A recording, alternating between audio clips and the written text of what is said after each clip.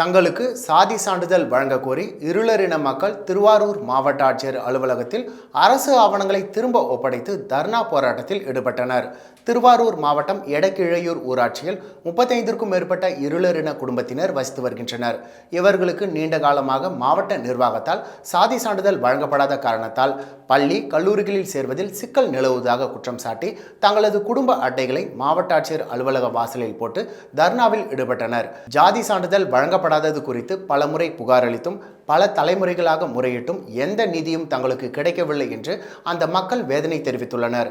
இருளர் இனத்திற்கு ஜாதி சான்றிதழ் கேட்டால் வேறொரு ஜாதியில் தங்களை சேர்த்து ஜாதி சான்றிதழ் வழங்கப்படுவதாகவும் குற்றம் சாட்டியுள்ளனர்.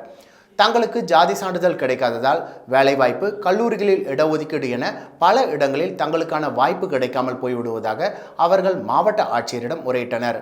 இது தொடர்பாக உரிய நடவடிக்கை எடுக்கப்படும் என்று ஆட்சியர் உறுதியளித்ததால் கலைந்து சென்றனர்.